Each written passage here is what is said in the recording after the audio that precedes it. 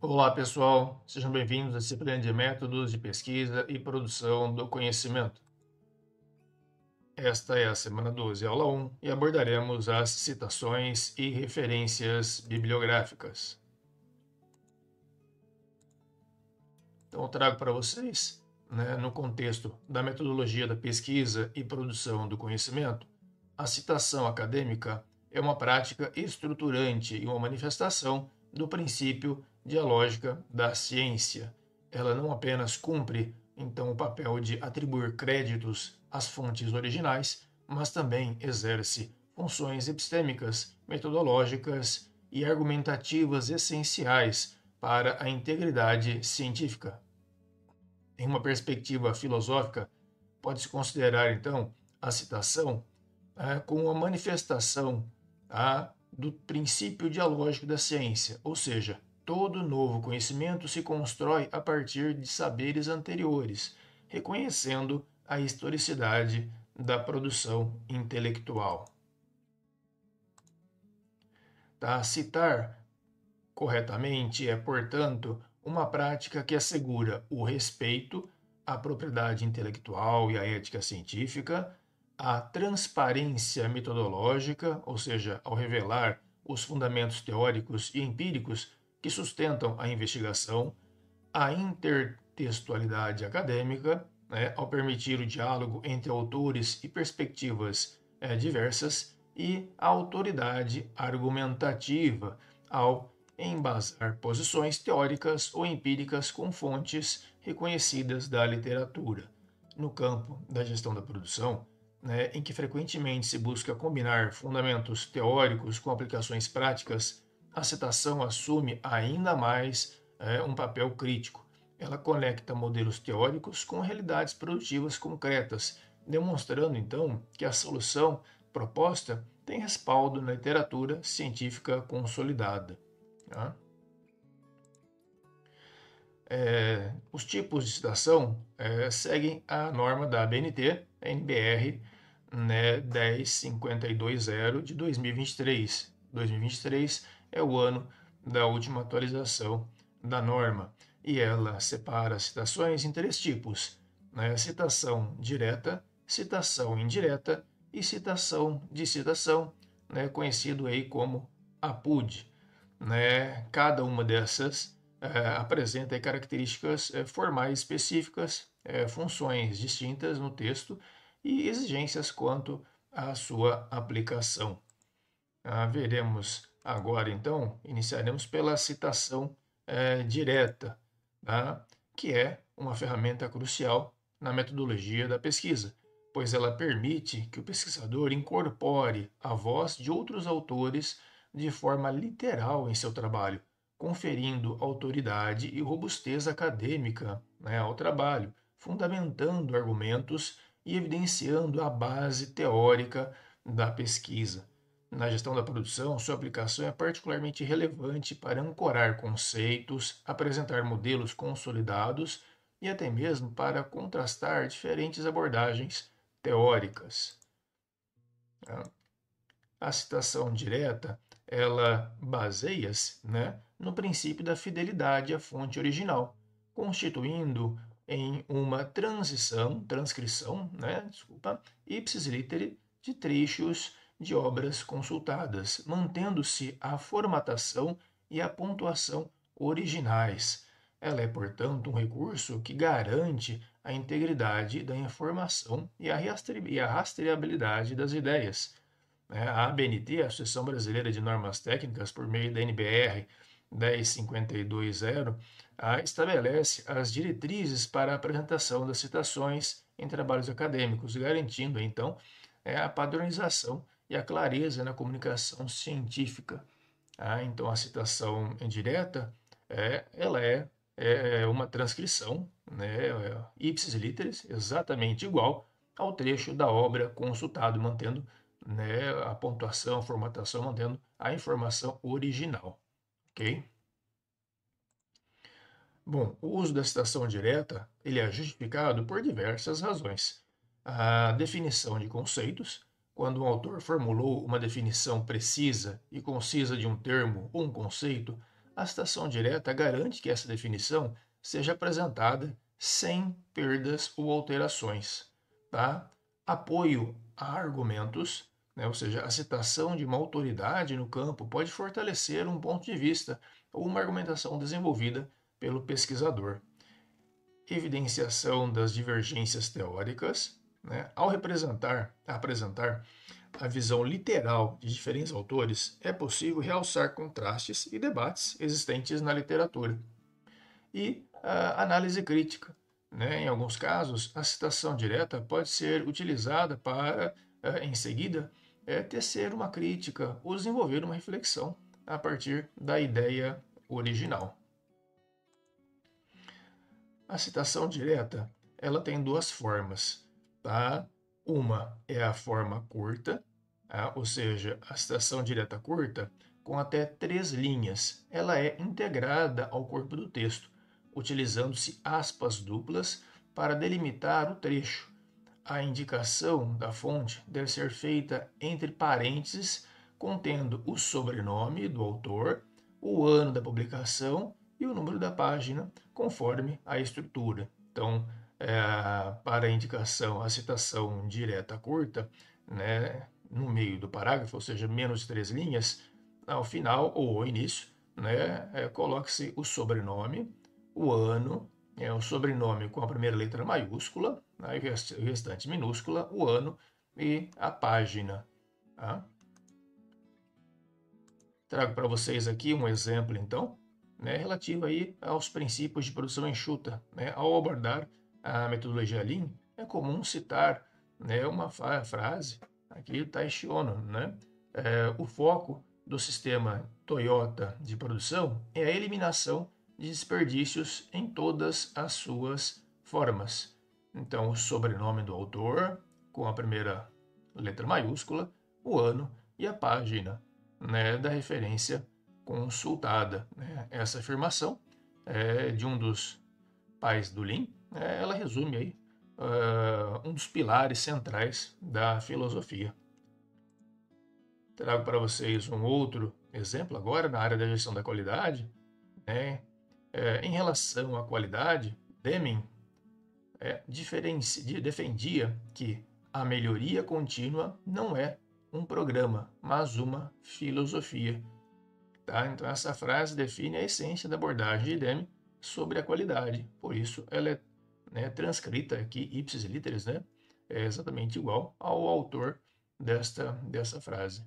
Tá? Com a indicação do nome, primeira letra maiúscula, depois ele entre parênteses, né? Aqui, quando aparece, né, logo no início da frase, o ano e a página da obra é consultada. Mais um exemplo, aplicado à área da gestão da produção, né? Então, para Slack, tá? Esse aqui é um outro termo, né? Quando você tem 4 ou mais autores na obra, você pode usar esse termo, Agile, né? Para manter apenas o primeiro autor, tá? O ano e a página. A função de operações é a parte da organização que projeta, planeja e controla a produção de bens e serviços. Então, essa citação ela é fundamental para introduzir o campo da gestão da produção, delimitando seu escopo de atuação. Né? Para citações de fontes, então, com 4 ou mais autores, pode ser citado o primeiro autor, seguindo dessa expressão aqui, et al., né? Embora na referência, né, conste todos os autores, né, aqui no trecho, para simplificar, né, coloque-se apenas o primeiro autor, seguido dessa palavra, dessa expressão, et al., o ano e a página. Mais um exemplo de citação curta relativo à tecnologia e inovação na produção, né? No contexto da indústria 4.0, Kagerman et al., né? De novo, mais de 4 ou mais autores, utiliza-se essa expressão, o ano e a página da referência consultada, afirma que, agora a cópia, né? A transcrição ipsis literis do o que falou o autor. A quarta revolução industrial trará uma nova forma de organização e controle de toda a cadeia de valor ao longo do ciclo de vida dos produtos. Então, essa citação ela é valiosa para contextualizar o impacto das tecnologias emergentes na gestão da produção. Tá? Novamente, nesta obra tem mais de quatro autores ou mais, né? Então utilizamos essa expressão. Okay? Um último exemplo agora, né, da citação direta curta, né, quando for uma pessoa jurídica, tá, e não a pessoa física, né, o próprio autor, a indicação ela deve ser feita pelo nome completo ou sigla da instituição, né, em letras maiúsculas ou minúsculas. Recomenda-se, tá, que as siglas da instituição sejam grafadas em letras maiúsculas. Então, por exemplo, né, a promoção e a proteção da saúde são essenciais para o bem-estar do homem e para o desenvolvimento econômico e social sustentável. Então, esse é um trecho retirado, né, da Organização Mundial da Saúde, né, na referência cujo ano é 2010, e nesta página indicada. Tá? Mais uma referência quando a gente tem, né, uma pessoa jurídica e não uma pessoa física, né, um autor. Durante, tá, o século XV, os portugueses decidiram que a melhor maneira para prosperar economicamente era acabar com o monopólio das cidades italianas, passando a negociar diretamente com o Oriente. Então, a fonte deste trecho, né, copiada ipsis literis, né, no IBGE, 2011, página 3. Tá? Mais um exemplo, né? Quando for uma instituição governamental, por exemplo, da administração direta, a indicação deve ser feita pelo nome do órgão superior ou pelo nome da jurisdição a que pertence. Por exemplo, o mecanismo proposto para viabilizar esta concepção é o chamado contrato de gestão, que conduziria à captação de recursos privados como forma de reduzir os investimentos públicos no ensino superior. Então, consta aqui, né, Brasil, 1995, né, e na lista de referência, tá, aparece o órgão, né, Brasil, Ministério da Administração Federal e da Reforma do Estado, né, trata-se do Plano Diretor de Reforma do Aparelho do Estado, né, em Brasília, Distrito Federal, né, do Ministério da Administração Federal e da Reforma do Estado, em 1995. Então, isso quando for um órgão governamental. Com isso, a gente abrangiu, né, quase todos os tipos de citação direta curta e agora o tipo de citação direta longa. Né? A citação direta longa, com mais de 3 linhas, é apresentada em um parágrafo distinto, sem aspas. Ela deve ter um recuo de 4 centímetros na margem esquerda, ser formatada em fonte menor, geralmente tamanho 10. Né? O texto normalmente tamanho 12, né? E nesse caso, dessa citação direta longa, coloquei-se a fonte no tamanho 10 e com espaçamento simples entre as linhas. Tá? Então, essa é a diferença da formação da citação direta longa. Trago para vocês aqui um exemplo. Tá? Então, seguindo uma cópia do texto, né? Na gestão da produção, a filosofia Lean Manufacturing pode ser definida como. Aqui traz, então, né, o trecho exato, né, e copiado ipsis literis, né, dessa fonte, tá? Da fonte descrita aqui, tá?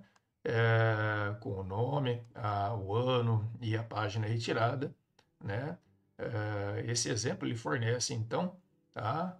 Uma visão abrangente, né, da complexidade da implantação do Lean, destacando não apenas os aspectos operacionais, mas também culturais e comportamentais. Então, quando tiver mais de 3 linhas, a citação direta longa, né?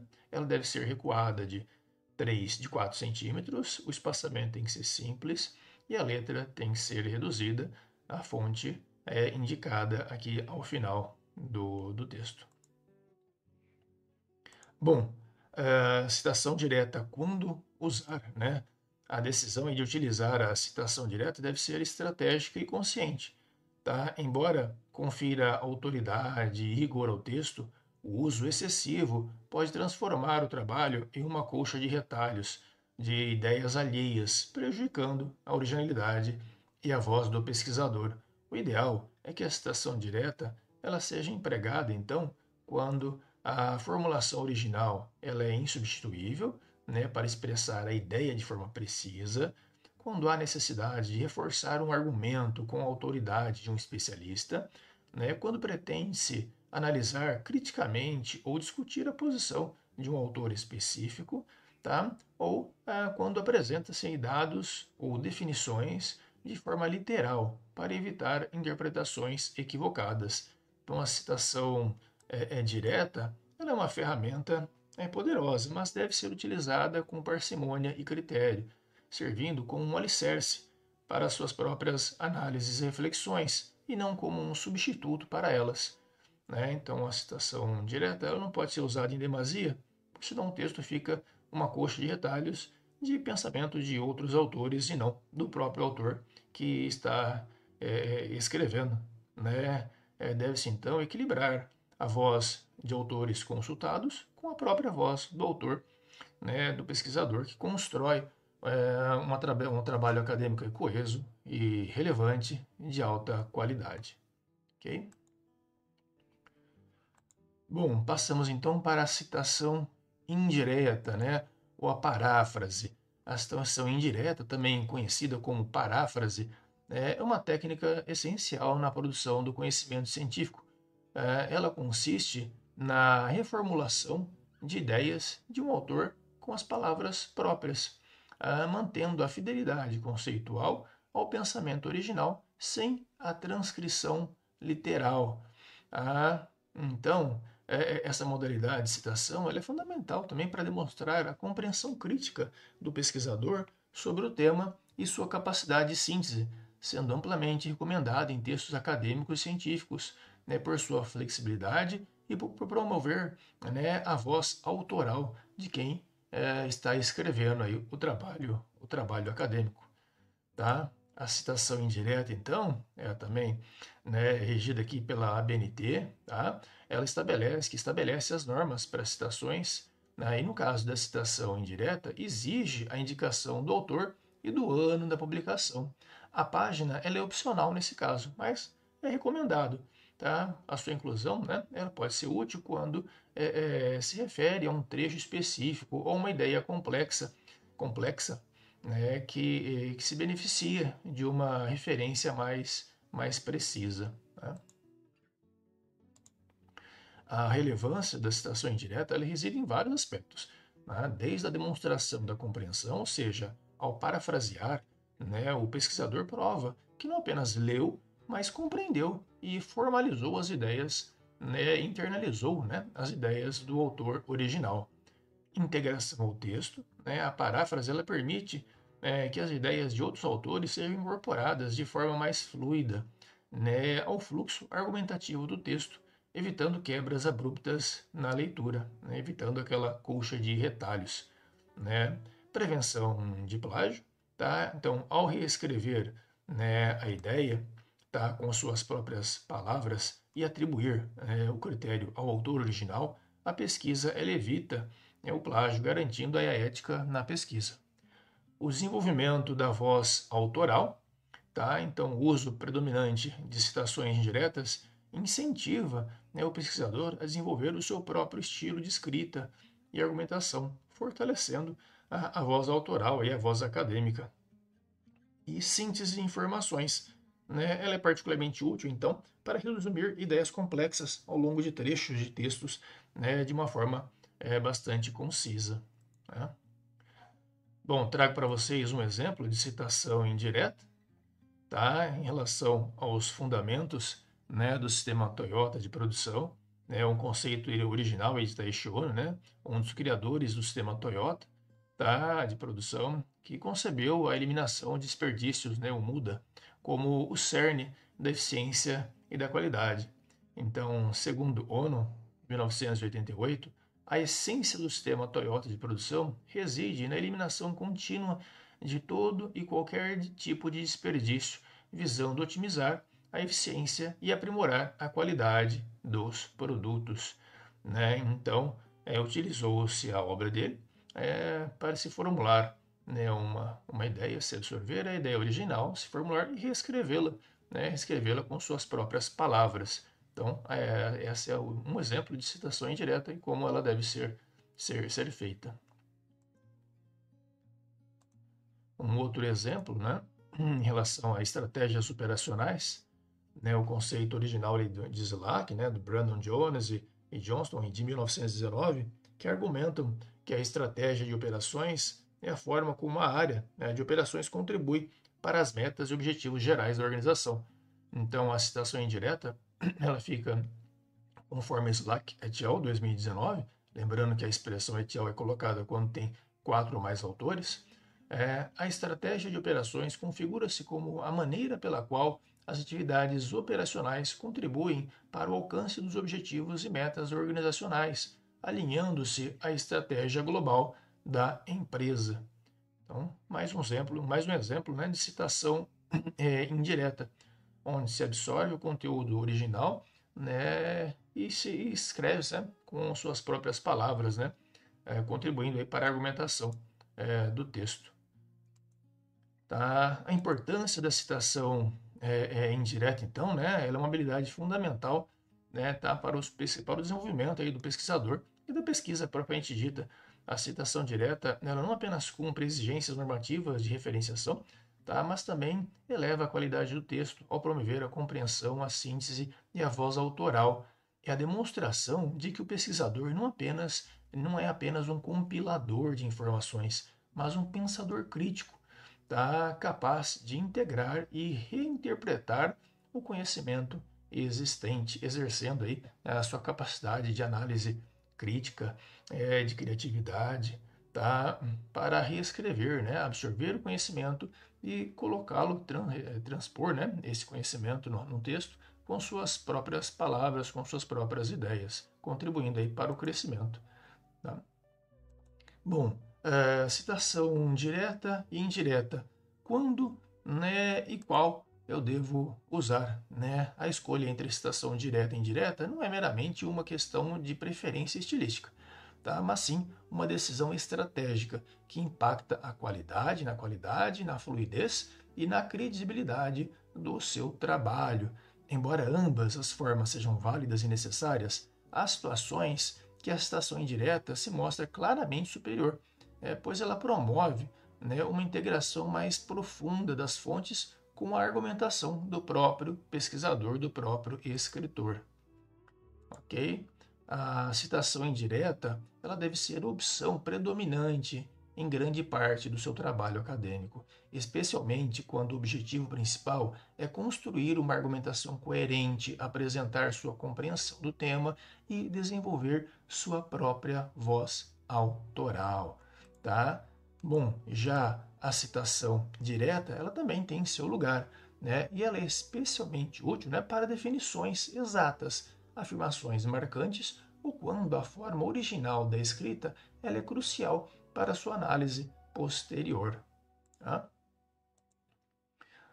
Bom, a citação de citação, né, ou APUD. Esse é um recurso da metodologia científica empregado quando o pesquisador ele tem acesso a uma obra que faz referência a outra fonte, mas não consegue consultar o documento original, a fonte original.